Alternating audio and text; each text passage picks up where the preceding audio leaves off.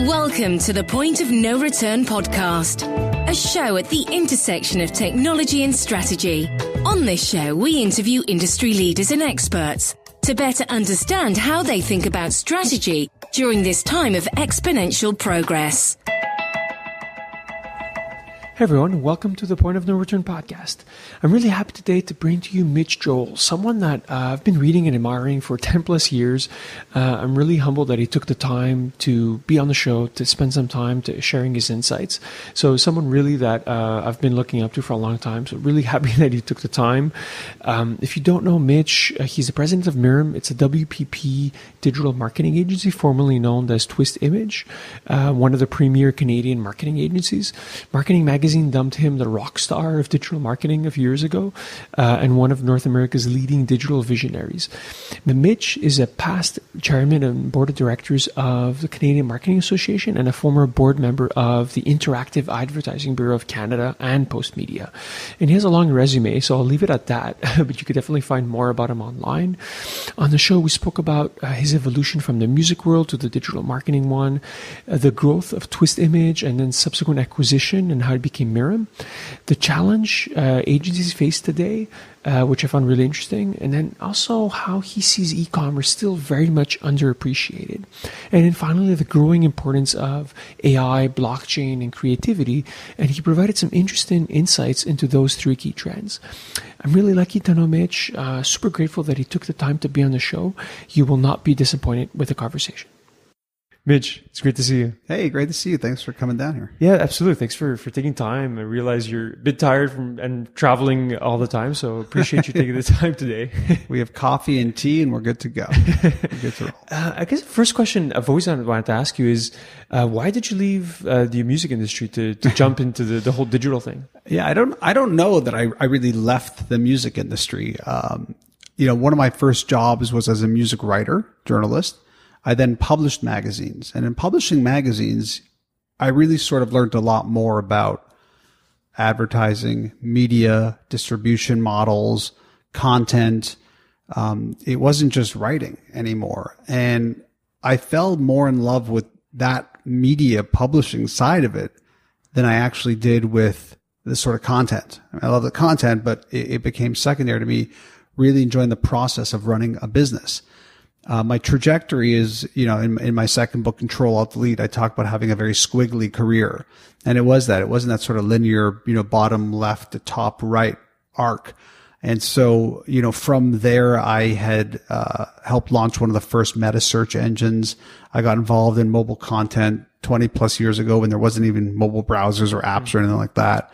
I then launched a record label prior to joining the agency here. So I don't know if I ever really left. I mean, even now as a sort of pet project, I do this podcast called Groove the No Treble Podcast, where I'm trying to build the largest oral history of electric bass players. So I don't really ever felt like I left the industry per se. I felt like I'm just involved in media in different ways. Yeah. What do you find that in your early in your career, particularly when you're more involved on music, do any of those skills, did a lot of those skills pass over when you're more in business? All of them. Yeah, all of them. I mean, everything from watching brands really understand their audience and building that audience and making it grow. I mean, that's probably 900% of what I do day in and day out, right? I'm helping brands figure out how to make their audience, their customers grow. From the publishing side, understanding all the dynamics that goes into a finished product, making it to someone's hand. And then even if you transform that to digital, it's a very similar thing. You need to really have an editorial calendar. You need to know where the ads are going to go. You need to have compelling content. You need to be able to know what worked and what didn't work. You got to know how to expand it, how to contract it. So, I mean, it was boundless in terms of the lessons. And then also just giving me the flexibility to be my own entrepreneur at such a young age. Everything from accounting packages and lawyers and trademarks to just the work you sort of do day in and day out. So, when I finally came and I joined this agency, it had already started in 2000. I joined in about 2002. There was a lot of stuff I was just sort of intuitively doing and naturally knew about that I didn't sort of think twice about. Yeah. So the lessons are there. And I also think, music in general is a really sort of passionate, primal thing. And having that be a part of my life for so long and still to this day, I think it makes me more creative, more emotive. It helps me understand different trends in society and culture. I can't point to, I can point to a couple things, but the music business definitely being one of them in terms of really seeing the connective tissue to what makes a brand work. Yeah. So to go, let's say, back to the early days of Twist, you joined a growing agency. I'm sure how many people were when you joined. It wasn't all that growing back then. It was, I joined, we were four partners, myself, Aubrey, Mick, and Mark. At that point, Mick had started the company in 2000, more multimedia, 3D animation. Aubrey was there as a designer, partner, friend. And when I came in, it was more about, I had met these two guys through a community event, and I thought it would be really great for us to just sort of help each other. I was thinking about doing a consulting business, and I was like, oh, maybe they'll be my first client. And I was like, hey, why don't we just barter? Like, you guys create a brand for me and a website and all that sort of stuff, and I'll help you sort of figure out your sales cycle here and make it work. And as we sat together for a couple of weeks, we just realized, why don't we just do this together? It makes more sense. And then Mark joined a couple years later. So, it started growing, once we created that more formalized sales structure when I got there. And then it really started scaling when we brought in Mark, who had a pedigree of 20 years plus in the business. How hard was that decision to join and say, okay, I'm going to join, and I'm guessing working full time? And looking back, it was a really easy and natural and intuitive decision. I think what makes it, interesting looking back now, 18 years, is in the fact that as four business partners, we still really love each other. And I can point to many reasons why, but it's very unique. Being in business, the amount of time I've been and you've been, how often do you see four independent people who have definitely their own opinions be able to stick together that long? And still at this point, really enjoy coming to work and seeing each other every day. So it's very, very unique and different. I jokingly would tell people that the reason it worked so well is because whatever they like doing, I hate doing, or whatever, and the opposite, but it's way more than that. Yeah. I think there's probably quite a few criteria in terms of the success that you guys have had, timing, being really visionary in terms of where the market's going. How much do you find having a solid partnership and trust amongst the four partners played in that? Oh, huge. I don't know if we would have, made it this far and had this kind of success had we not had a real substantive partnership. So I align a lot of it to that. Look, we're in an industry in digital marketing and media and sort of modern marketing where the turnover rate is really high. People are being offered all sorts of crazy opportunities, and people come and people go. And, the work stands for itself as a team, obviously. But I think that if you look at what's still here after 18 years, it's the four of us. People come and go. And it runs a bit diametrically opposed to the general idea of, your IP leaves in the elevator every day at 5 p.m., which is your team. Of course, you need a great team and great people, and you need all that. But without a solid partnership and leaders at the top, they're just freelancers. Yeah. Do you do anything on a regular basis to cultivate and maintain the relationships between your partners? I'm asking you just because I find that it's a selfish question. We're three partners. We get along super well. And now you do. Let's see in a couple of years. I'm just kidding. When we want to stab each other. Exactly. And I find like you said, it's relatively rare. We see, sometimes in the industry, and not to name names, but sometimes partnerships that don't work out and people that have the knives out. I'm trying to fast forward 10 years and say, okay, well, what should I be doing now to kind of protect that what we have? One of it is property. You want to make sure that everybody knows their property and what they own and what they're responsible for mowing and nurturing and upkeeping, and that you hold each other to those that you've all mutually agreed upon. Two is you have to really like each other. And I really like these guys. Over the years, I've been approached to do, YEO or YPO. And I always said, well, why would I do that? I look at someone like Mark, whose office we're actually sitting in. He's older than I am. He was running FCB, a very successful agency, for a long time before he joined us. He's my mentor. I mean, he really, really is. The other two guys have their own domains that they do excessively well. We like being with one another. We communicate a lot. I mean, it's like any other relationship. You have to communicate a lot. We spend a lot of time together. So we have formal Monday morning, what we call partners meetings. We're not really partners anymore, but we call them partners meetings.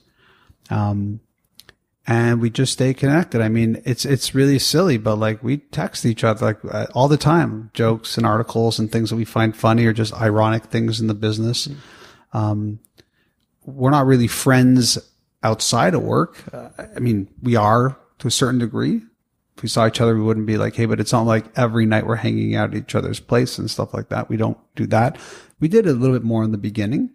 And I just know that like wherever this road takes us, we'll always be connected in some way, shape or form. And also candidly, when you go through the war, these are the guys who are in the foxhole with me. And they become family really close because you've been through it all together and you sort of feel like those battle scars we share. Yeah, you have the shared experiences and the band of brother feeling of, Yeah, the victories are the things you read online. Everything else is the hard stuff and sticking to it. And again, watching the transitory nature of people in this business and knowing that, here we sit and I've been here for 16 years. It's over a third of my life. And I'm just as happy today as I was, when we started it, and the excitement of it is still there. Yeah. So it's all those things. I mean, it literally is. It's, what makes a marriage successful. Like you want to be a great business partner, read every single book you can on what makes a marriage successful and do that. Yeah. You mentioned mentorship in the role it's played. Have you had other mentors? Has it been important in your career? I'm the type of guy that never turns down a coffee. I mean, you know that because that's how we became friends. And I think mentors are everywhere. I think some of them are younger than you. I think some of them are older. I think some of them are different genders. I think some of them have different sexuality. I think some of them come from different regions. And I think some of them are dead. A lot of my mentors are books and people that I sort of listen to interviews for or read. So I don't do it in terms of a formal, I'm going to sit down with this person and you're my mentor.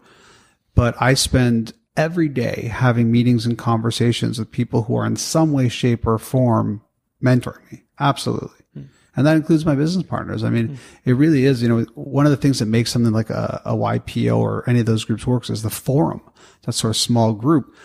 We're 4 business partners and we've been fortunate to have our own little forum here. Yeah. And everyone's very different. Everyone thinks very differently. We're not like sort of like twins at all. So, mentors are everywhere. And I'll listen to a podcast and feel like the host is my mentor, literally. So to talk a little bit about Mirum and Twist and the evolution, and I like the point that you mentioned, right? Like everyone sees kind of the outwardly success, but no one kind of sees the recipe and the scars that it took to get there. But maybe talk a little bit about the success because it is from a Montreal and from a Canadian perspective been, I think, a rapid trajectory, right? You guys have grown. You've had. Maybe to give us a sense, how many people, how many clients? Yeah, I mean, it's one of those things where like you don't want to toot your own horn because we're Canadian and we're humble, but like, I'm always amazed at how the story doesn't get told that often. We started this business in 2000 as a modern digital agency called Twist Image. We opened up an office subsequently in Toronto many years after that, 6-7 years after that. We grew very rapidly to become one of the largest independent digital marketing agencies in Canada. We then sold it about 4 years ago to WPP, which is still to this day one of the largest holding companies in the space. Part of the reason, there's multiple reasons you sell. One of them is obviously there's a financial opportunity. You want to take advantage of that. But we were really looking at how do we grow this thing? How do we scale it? And we didn't think we would sell it because being owner operated, it was a really fun business. We were doing really well and enjoying our time together. But it came to us through an advisor to potentially look at these opportunities. And one of the things we were looking for was real scale. And what WPP offered us was very unique. They have one of their larger ad agencies is J. Walter Thompson. Within J. Walter Thompson, they had acquired a bunch of other shops like us over the years. I actually knew these shops. I didn't know that they'd been acquired, nor that they were part of JWT or WPP. And we actually brought a whole bunch of them together. I think it was 5 or 6 at the time. And all of us rebranded on the same day as Mirum, M-I-R-U-M. And that's been 3 days. 3 days. It feels like 3 days. It's been 3 years. And Mirum now is, almost 3,000 people in over 25 countries, with some really good stories to tell. And it sort of is the right story. I think about, we started this business, we grew it to be a large independent nationally here in Canada, got acquired by the number one player, then grabbed a bunch of assets and together built this global agency. I feel like that is not a period at the end of the sentence. I don't feel like it's a new chapter. I feel like it's the end of a book. And then you can sort of start writing a new book after that. So, currently in Canada, we still have those 2 offices that we still operate. It's a very different landscape than it was 4 years ago, as I'm sure you know. There's been a lot of consolidation. There's been a lot of pressure on the agency model. There's been a lot of newcomers into it, one of them being internal teams, the second one being the consultancies, your Accentures and Deloittes and those of the world. And then just a general compression for clients that want more work, less people, less money. Yeah. And so what you're seeing is right now, whether we call it disruption or whatever you want to call it, it's very much hitting the sort of marketing services space right now. Yeah. You mentioned a few points. I want to come back to Mirum and kind of the strategy, but I want to unpack what you mentioned about how agencies have changed, right? I grew up in that space as well. What do you think in the 16 years since you've been here has changed the most from the early days? I think the biggest change is that brands have rightfully taken on the understanding that having an agency do the work historically was, we don't want that on our P&L. We sell this product, we sell this service. Marketing is an expense. So way better off to have an agency here with 50 or 60 people doing the work that doesn't sit on my P&L and that we can just call and resource on. Great model. In 2018, not so much. We're sort of really starting to realize that brands need to own their brand and they need to own the output of it. And yes, you want creative services and agencies for very specific reasons. Outside perspective, different level of creativity. I would make the argument that if you have an internal team, they're probably not going to push the buttons and come to you with as many ideas as an external team for a myriad of reasons. But I think that that's been the biggest shift. And then I just think the pressure of globalization has been a huge change in how people allocate budgets, how they look at regions, how they think about what advertising is. Obviously, digital played a huge factor in changing this notion that if you pay for a lot of ads, you get a lot of results. Yeah, we were part of the problem with that. We were part of the problem in saying that's not the way it is. We met when you were at Google, and you remember that day and age where nothing was happening all that much. People were just getting acclimated to this idea of inbound, thinking about lead generation. The changes are massive. Yeah. Yeah. So part of it is, like you said, it's become more strategic for brands to do this in-house. Sure. Yeah. And have sometimes internal teams or having a tighter control on it. How have you adjusted your team strategy? How do you guys approach it differently to preserve margin, to preserve growth in an environment, like you said, there's contraction, there's consolidation? We're lucky in the sense of Mirum is at the forefront of it. So we're not an agency that now has to figure out, what do you do when you can't hide your media dollars? What do you do when you're doing traditional print ads and you've got a million suppliers and you're marking stuff up? We don't have that. So the answer is we just keep doing what we're doing, and we just have to make sure that we're always one step ahead of where the technology is at. So if I think about the service offering that we have from, strategy and transformation to platform development to commerce activation, those are the right spaces that you want to be in. Do you need to figure out Alexa skills now? Yeah. Do you need to understand, machine learning and how that might lead to artificial intelligence opportunities or marketing automation? Yeah. But that's always been the mandate for us. It's always been the stuff I've created content around, the stages I've spoken on, and the things I've told people to do. So from that sense, I feel like plus ça change. It's sort of like it's just the more things change, the more they stay the same for us. But you're right in that the pressure for us is more in convincing brands that this is true. Because what's happened in the past short while is in order for the more traditional agencies to have their margins, they now claim to be able to do everything we do. And I'm not saying claim in a negative sense. Some of them do it, some of them don't. But that is truly the thing. Whereas I sort of knew who my competitors were before. Now it's a little less. So the fight for margin for sure is there because there's just more competition. So I think it's a factor less of what we're doing in terms of products and services. I think we're in the right space. It's more about understanding that the competitive landscape has homogenized. Yeah. Yeah. You brought up a few points. One of them, and I see it, is traditional agencies that say, we're AI experts or blockchain or insert buzzword here. And I find sometimes it's tough on the other side of the table for people to really distinguish the signal from the noise sometimes. Yeah, for sure. Because you get a good salesperson and they'll wow everyone, right? I'm a known advocate of hating the pitch process.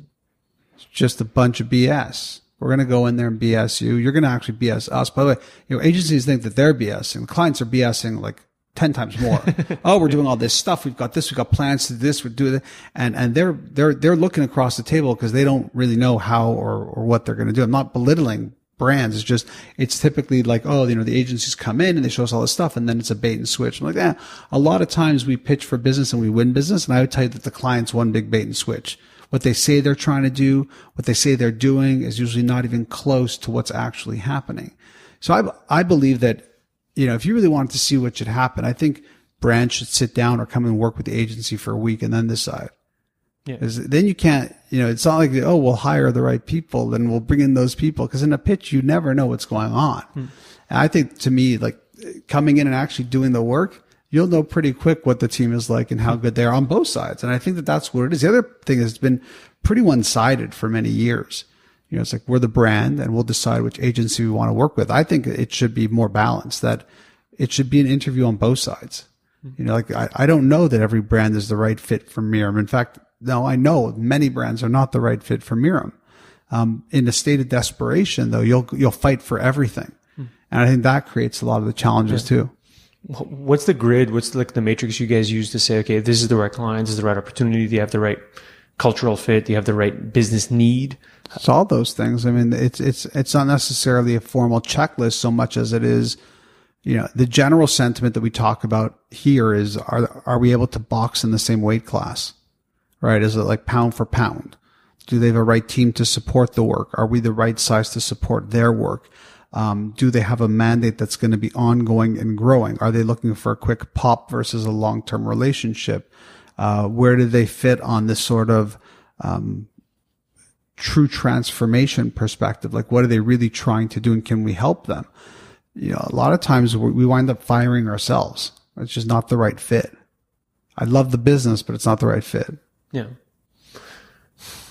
So I want to talk a bit about your current priorities and how you decide where you spend your time today, right? Like, you're part of this bigger conglomerate. You have, I'm guessing, larger objectives. Yeah. How do you decide what you do every single day? Individually or as a company? Well, as president, where you have what you do ends up having an incidence on everyone else, right? So kind of like in the intersection of both. Yeah, yes and no. I often think that my title is more for pomp and circumstance than practical president functions. Understanding the structure of Mirum, it's a very unique model. If you think about 7 agencies all coming together and changing their name and then being one, I mean, I can't even think of where else that happens in business and what that's looked like. And we've been really successful at it. But I have a very specific role. I mean, my role really is I spend a lot of my time out of these offices. I do 40 to 60 public speaking events a year. I write books. I create a lot of content. I'm in the media a lot. I make a lot of noise. And I hope by making a lot of noise, I'm to a certain degree rainmaking. That's really my role. When it comes to internally, what do? A lot of pitches, a lot of thinking about what are these products and services and offerings, and how do they really connect? Are we showing them and demonstrating them to the market well enough? And it sort of is a bit of a hard stop there, very senior client relationships. We had a great team of amazing people here who know how to do the work way better than I do. I mean, way smarter than I am. And you just let them do what they do. With that, we sit on the global leadership of all these companies, but each entrepreneur in their own region are doing the work. And I don't really have much oversight into how the Brazil operation is going, or Vietnam or India. These are people like you and I who started a business that was acquired, and they're smart. You let them run their race. And it's not my job to oversee them. It's our job to sit together and have conversations about how can we help one another and make the brand bigger. I think that's the biggest thing. In the 3 years, this business has gone to be in the Gartner, Magic Quadrant for global digital marketing agencies 2 years in a row. We managed to get on a search marketing one. It wasn't Gartner. It was one of them, one of those consulting firm lists. I think the name is still unknown. We get called Mirum every day. There's a lot of brand building and equity to still build within this because it's a new day, but this is a very significant monetary business. Even with all the changes that are happening at the WPP level, a lot of the commentary narrative is around looking at businesses within WPP like Mirum, and it's often cited as being the sort of newer, smarter model, which is very flattering. And I think it's true because, we really run on what we call this borderless mindset of like, we can all work within our regions and still be completely borderless, and we are. Yeah. So, the challenges are the challenges of any business. How do you grow? How do you maintain? How do you keep brand equity? And the answer is, I think in this business, always the same, which is do great work. Yeah. Do great work, bring in the clients, have people talking about you, be present, be active in the industry, in the community. And hopefully if things work out, things will work out. Yeah. And is there anything right now that keeps you up at night? Oh, sounds like you guys have hit your stride. So just curious if there's anything that. Yeah. What doesn't, I jokingly tell people that I sleep like a baby. I wake up every hour crying. But the truth is that everything does. It used to be, well, are you going to have a website or not? Are you going to do e-commerce or not? Are you going to do social or not? Just look at the landscape today.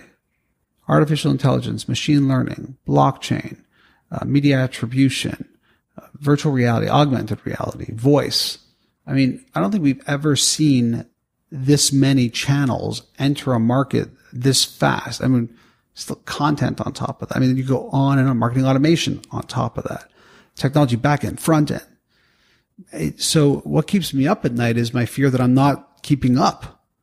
But I think that that's healthy. Like, I don't look at my life and go, oh, it's so stressful. It's so crazy. I look at it and go, what an amazing place. People say to me, what's your real topic when you do your presentations? And I said, the truth is I talk about brands, consumers, and technology. It's a triangle. How do brands change their relationship with consumers because of technology? How does technology change the relationship of brands to customers? And how do customers use technology to connect to brands? Very simple. But the truth is, the minute you have the word technology in there, it makes the runway very long and very wide. So, of course, you stay up at night. You want to be growing a healthy business. But at the same time, once you're working in this space of what's next, it pretty much gives you a lot of flexibility and runway. Yeah. To talk about the industry and let's say the technology industry with air quotes, what do you think is happening right now that that's not garnering enough attention, right? Insert buzzword here, we hear a lot about, but what do you think is something that's underappreciated? E-commerce, Shopify, Amazon. I think that a lot of businesses are trying to sell online. I don't think they understand the depths and magnitude of what building a direct relationship with a customer is and means. And I think it's probably still to this day the biggest opportunity, putting aside all the stuff you can do that you could layer on top of that to make it happen. I look at these businesses, whether it's Mondelez selling Oreos direct to customers, or whether it's people building Instagram stores using the beautiful merchandising you can use on Instagram and just adding in a WhatsApp number with a Square and PayPal link. And I just think we're at day one and really figuring out how to really engage people digitally to buy more.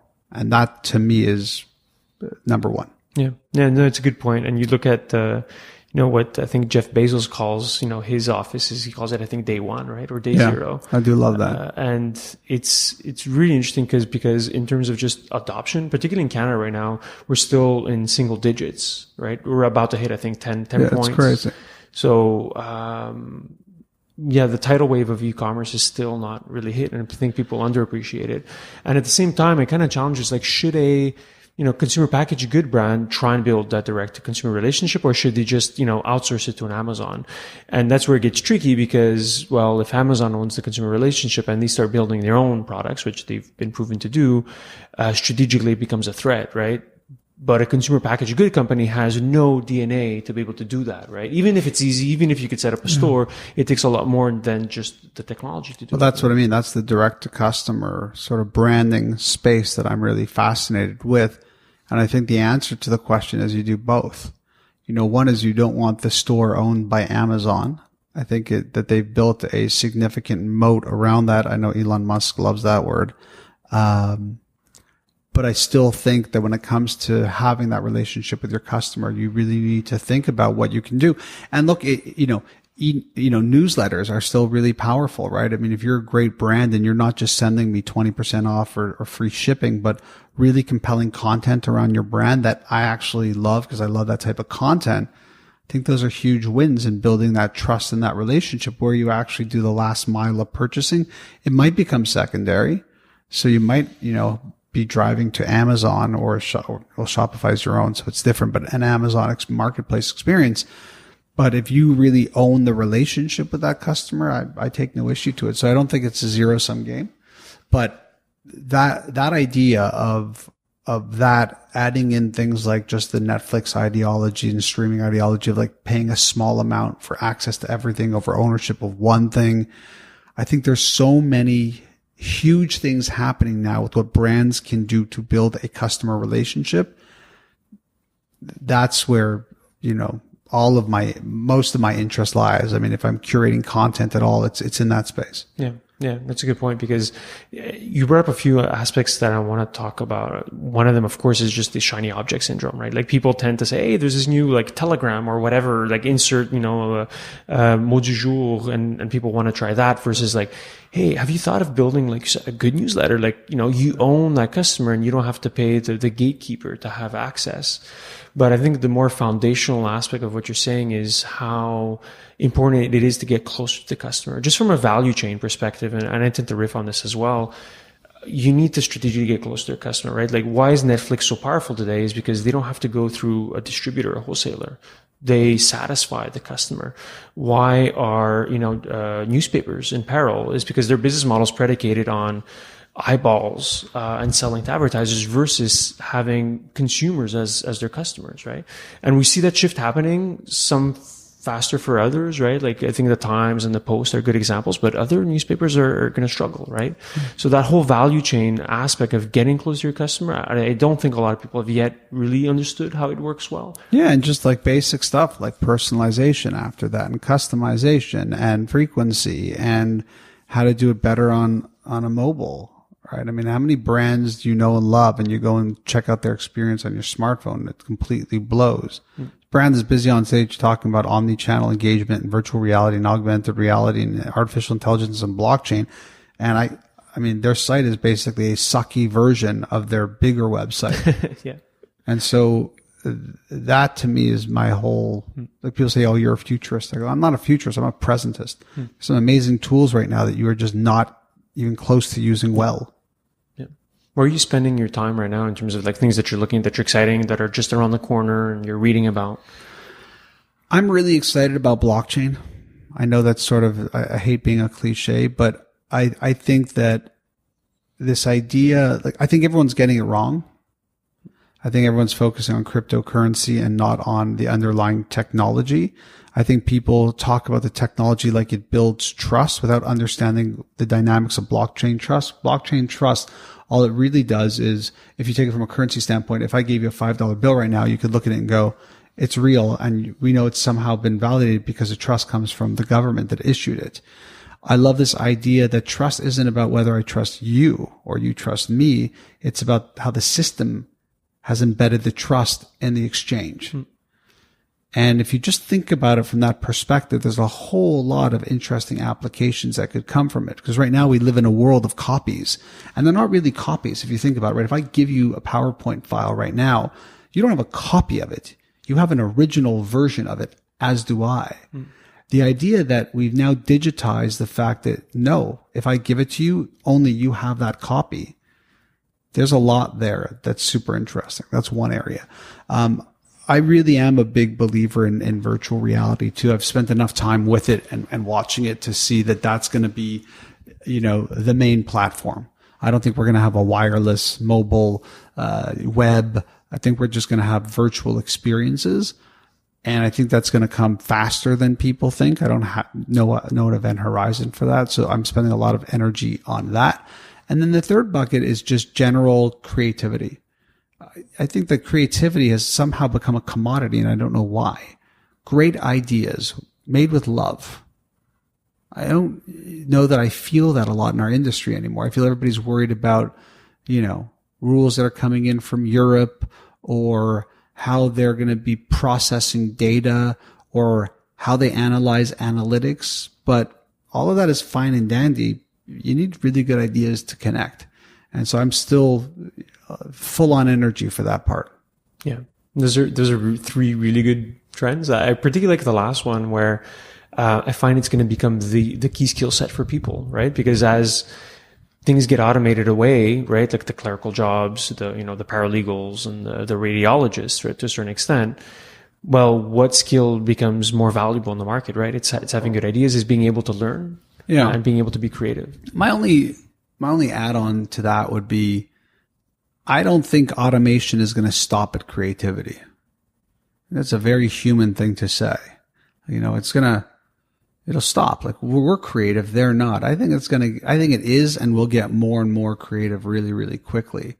So that's I think I will write a book, and I think AI will write a book. I think my competition is not going to be you writing a book or me writing a book. I think my competition is going to be you writing a book and AI writing a book.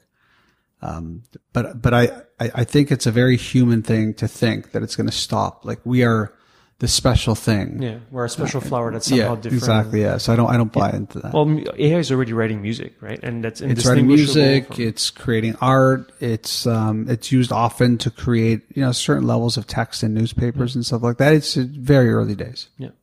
Mitch, I want to be respectful of your time. This was great. I guess one last question is, where can people find more about you?